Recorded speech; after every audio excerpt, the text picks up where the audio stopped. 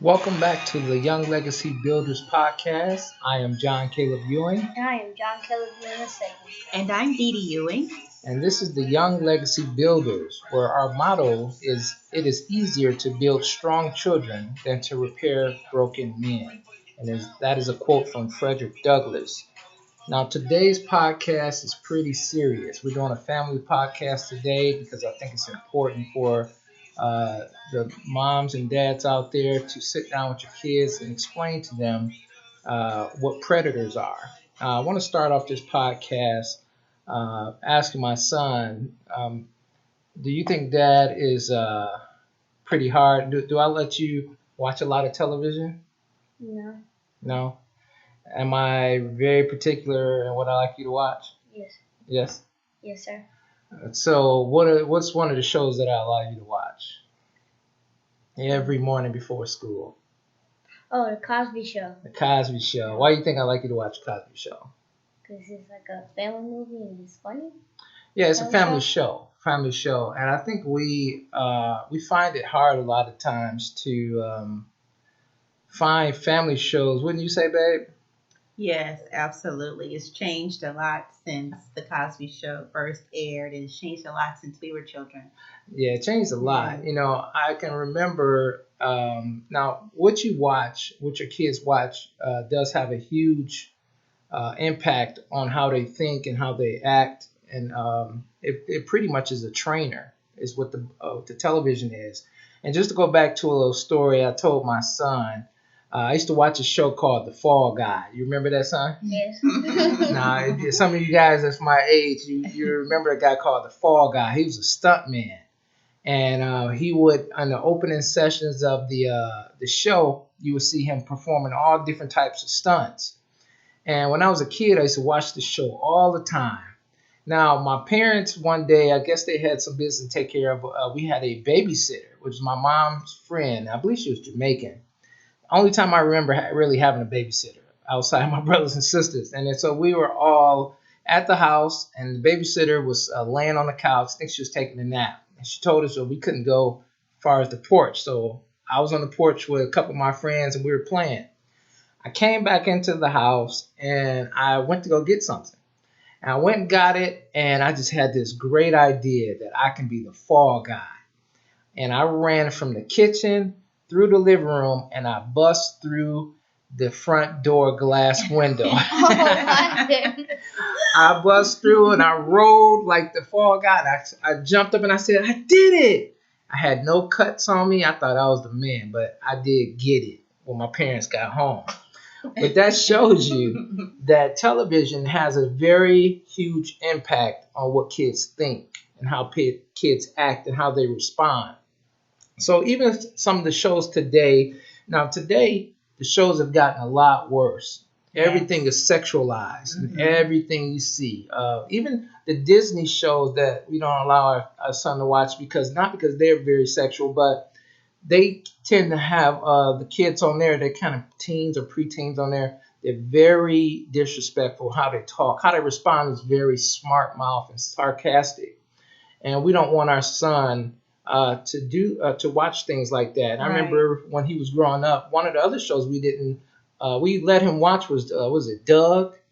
But we started noticing he kept whining a lot. Mm-hmm. You know, all of a sudden he would whine, and we started looking at, I think it's called Doug, little white kid, little Doug. And we started seeing it, and he was whining a lot. I saw, see, this is where he's getting this from. You remember that? I remember that, yes. And not only that show, but it was another show where the kids were very sarcastic. You know, yes. They write in these punchlines to make people laugh, but it's very sarcastic and can be degrading. Right. And so he kind of wanted to make people laugh because he's just that kind of kid. He's a great kid. He wants to see everybody happy. But he started using that sarcasm in the classroom, and we had to tone it down and stop him from watching that show. You remember that, John? What show was it?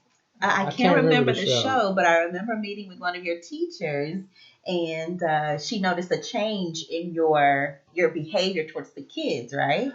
Oh, Do yeah. You remember that? You remember that? It was Miss Tufor. Yeah. And she said every time a kid would say something, you would come back with something quick and smart. So smart mouth. But we said all that to say that what your kids watch is very important, and it does cause different behaviors. Now, when you watch things today, it's very sexualized. Everything is sexualized. And the reason why we started talking about that is because we wanted to talk about predators. Now, in this title, you'll see it says Predators, Sex Before 8. And then you're like, what is he talking about? Well, a couple things. Now, when I go to, I used to work at a maximum facility juvenile. I worked with a lot of, violators. And what they would tell us about was how they would stalk kids and the places that they would look for vulnerable kids. Some would be at the beach, the lavatories at the beach. Some will be at department stores, at the mall, restaurant bathrooms, all these places where they hide out and they look for kids whose parents allow them to go to the bathroom by themselves. That's pretty sick, isn't it, son? Mm-hmm. I can't hear you. Yes, sir. Yeah, that's pretty bad. So they would go to these places and they would look for little kids to molest or rape. And it's amazing because now, with everything being so heightened on television, so sexualized, and so much access to so many things that kids have access to, teenagers are just walking around, they're already going through puberty, but it's even worse because everything they watch is sexualized.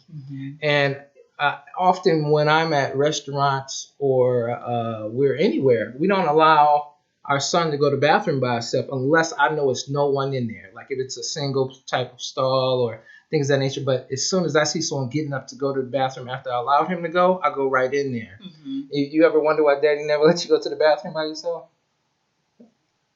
Yes, sir. Why? Why do you think I don't let you go? Because, people, because it's not safe now. It's, change people, do better things. But did you think that before this conversation? Why did you think I didn't let you go to the bathroom by yourself? I don't know. I guess I was too young or something. Yeah. So he's 9 years old right now, and still I follow him into the bathroom because of predators and what I know about them and talking to them, what they do. And you wouldn't think that you would think that your kid would come out of the bathroom and say something, but a lot of these kids don't. Who are molested or raped in these bathrooms. And I know this is a hard conversation to have with your kids, and that's why we're doing this podcast, so that you guys will be able to kind of go off of what we say and explain to your kids what we're talking about, because these are the hard conversations. Absolutely. And if I could add something, sweetie. The devil is the prince of the air, and that includes the radio waves and the airwaves. And like we were saying, he has a strong influence on those outlets. Right. And that includes social media as well. So again, it's important that we continue to monitor what they watch, and also electronic devices, because those weren't out when we were when we were his age. They have all that phones, access. all that access. And so we really have to be watchful and put parental controls on things, and train our children up in the way that they should go, and refuse to let the media train them up. I agree with you 100%. Now, when I said that sex before 8, that I wasn't just making something up. Now, there's a great book that's called Bringing Up Boys. It's by Dr. James Dobson. We'll include this in the description. It's by Dr. James Dobson. It's called Bringing Up Boys. Now, in his book, he talks about an organization, which is a very disgusting organization. It's called NAMBLA. It's NAB as in boy, LA. That stands for North American Man-Boy Love Association.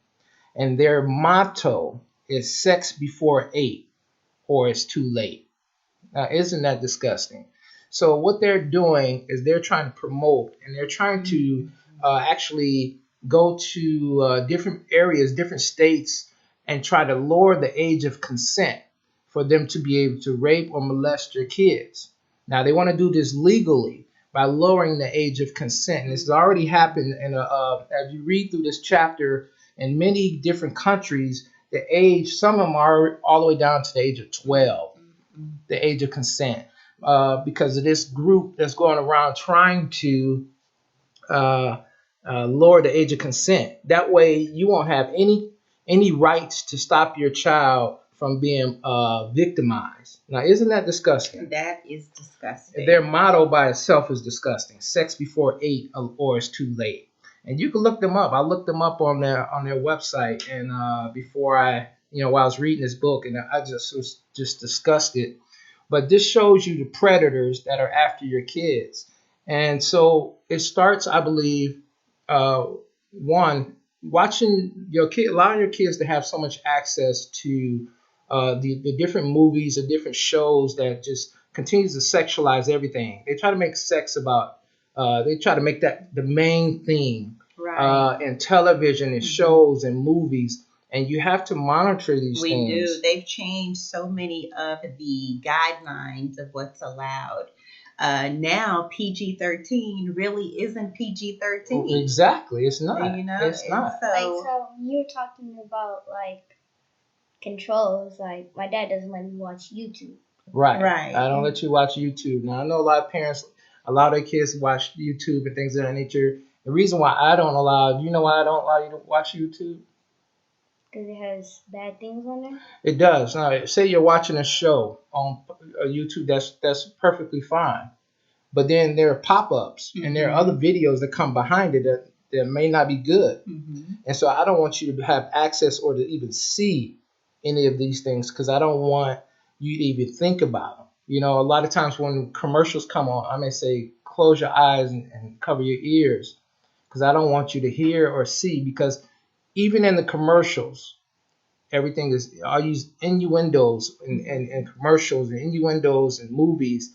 I don't know, those things get into your subconscious. Right. And so it's allowing them to plant small seeds in our children that will one day grow and confuse them. Exactly. And so that's why some of our children are walking around imitating what they see on TV. So we have to show them something different. Which is what we do with our kids and our son. We, again, agree and we refuse to let him watch shows that are not healthy for him. Right. And we have to raise them up to have good speech and good conduct and love for what is right and a reverence for God. And so if we're not teaching that and pouring that into him, then the media will raise him, and we just refuse to allow that to happen. Exactly. Do you like the Cosby Show? Yes. You do? It's funny. Yeah, it is funny. The Cosby Show, regardless of what you guys may think about Bill Cosby now, but the Cosby Show is a great show for a family.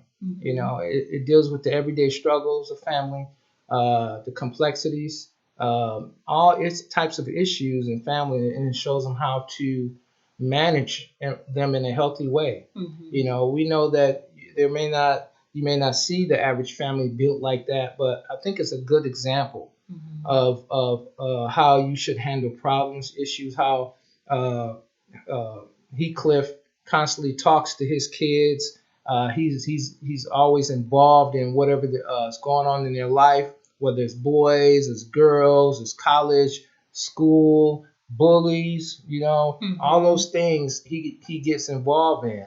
And as a father, you want to be a part of that in your kid's life, you know. That's right. And you've done a great job of monitoring that and thank you, making sure you're welcome, making sure that he doesn't step out of line or watch anything that's not good for him. And you help me to stay on top of that too. Yeah, because sometimes mothers can overcompensate for a lack of a father. Or, you know, and so I think the father is a buffer, you know, not, you know, that way you don't allow him to think that everything goes his way, or you may cuddle him a little too much, or you may allow him to get away with things too much as a mother showing love for her son. But me as a father, knowing how boys act and how they think, because I was one at one point, sometimes it's easier to get things over on moms. You know, or the boy may think that. But when the father is there, you know, he now he has to deal with a two-headed animal, you know. So I believe the father acts as a buffer. But these are some of the things that I want you to be aware of. So, you know, when you see mothers and they're at restaurants allowing their 6 and 7 year old son or daughter to go to the restroom by themselves, stop them. I stop them, say, hey, ma'am, don't do that, because, and I'll tell her, I know when I worked at the juvenile facility, they tell me they used to wait in bathrooms for kids. And so, and a lot of times the mother may have her hands full, but when my wife goes, I tell her, hey, take him in the bathroom with you. He'll be all right. You do. Cover his eyes, take him in there with you, and take him into a stall, let him use the bathroom. And he, he's a big boy. He's 9 now, so sometimes he's like, I don't want to go. But I take him in, and I just tell him, turn, against the wall, don't look, and I'll be out in a few. Right. Mm-hmm. So regardless of what people say, we have to protect our kids from these predators out here, and protect them because their first level of defense is the television or the laptops or the iPads that you allow them to spend hours and hours being trained by the world, being trained by this system, training your kid how to think. So the Bible does teach us to train up a child in a way that he or she should go, and when they old, they won't depart from it. And so that's what we made this podcast to do. So be aware, be alert, be vigilant, and let's continue to raise strong young men and women so we don't have to repair broken ones. Amen. All right. Amen. This is another podcast by Young Legacy Builders. And your favorite scripture, son? For God so loved the world, he gave his one only begotten Son, so whoever believeth in him shall not perish, but have everlasting life. Amen. Amen. Peace. Peace. Pray for your town, everywhere that we go, we hold it down. Just a bunch of sinners out here trying to follow Christ. Let us see his fall, man. Hate to see his flight. We ain't perfect either. We try to get it right. We ain't only readers. We gotta live a life.